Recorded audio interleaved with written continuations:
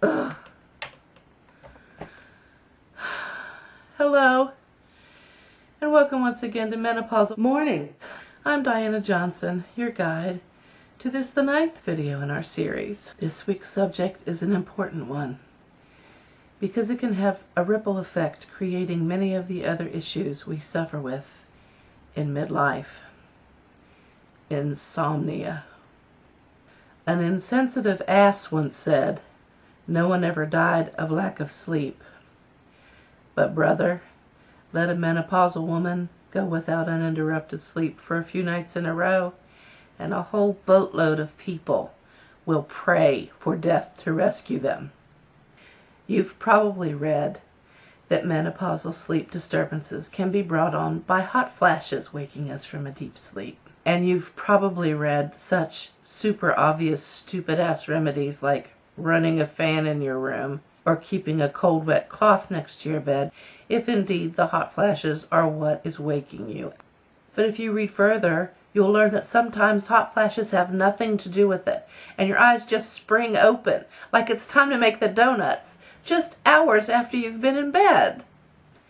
Now, of course, like all the other clever girls in my group, I'm doing everything I can to create a relaxing environment in which to slumber. I am circulating cool air and creating soothing white noise by running the ceiling fan in my room. I'm steering clear of caffeine, nicotine, and even adolescent teens hours before bed. I'm shutting down all my stimulating blue screen activity. No phone, no computer, no iPad, no TV to fall asleep by.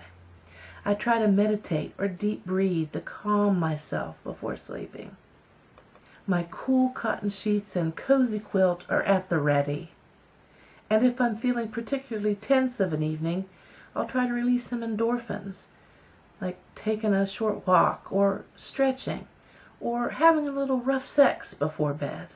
All of these tricks can ensure that we fall asleep with ease, but none of these practices can ward off the witching hour wake-up.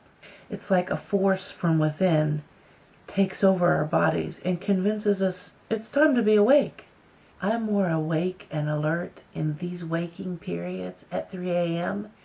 than I am after my 2 cups of coffee in the actual morning. Most menopausal symptoms affect each woman uniquely, but consistently. This particular issue can affect the same girl differently every night. Sometimes I can stay in bed and deep breathe myself back to sleep.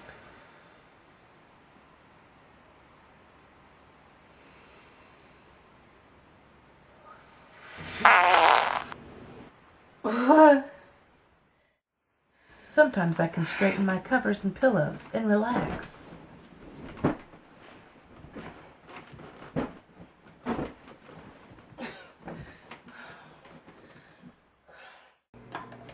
Sometimes I have to get up and read or eat because it feels so weird to be that awake while I'm still lying in bed.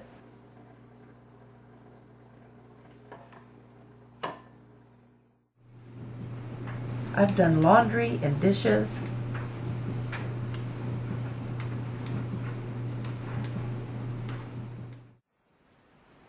Balanced the checkbook and paid bills. Binged watched Orange is the New Black and written Monday scripts, all between the hours of 2 and 4 a.m. The second worst thing about this issue is that you usually fall asleep about 40 minutes before your alarm goes off in the morning. That truly sucks. It's like eating a candy bar down to the last bite and then having somebody come and take it from you. It's despair.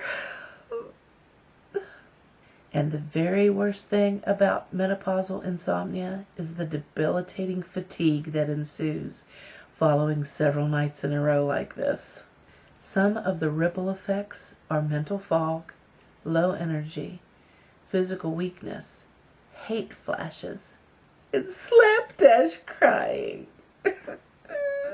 Be sure to stay tuned in the coming weeks for videos outlining these maladies.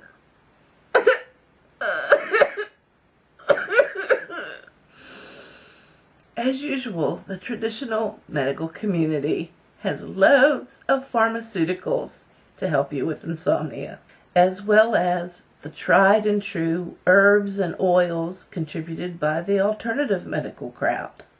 And I encourage each of you to reach out to your naturopaths and your osteopaths and your gurus and your internists and your exorcists to find a remedy that works best for you in this exhausting issue. And in the meantime, I hope you have the energy to have compassion in your hearts, peace in your minds. And until next week, peace, love, and menopause. Good night.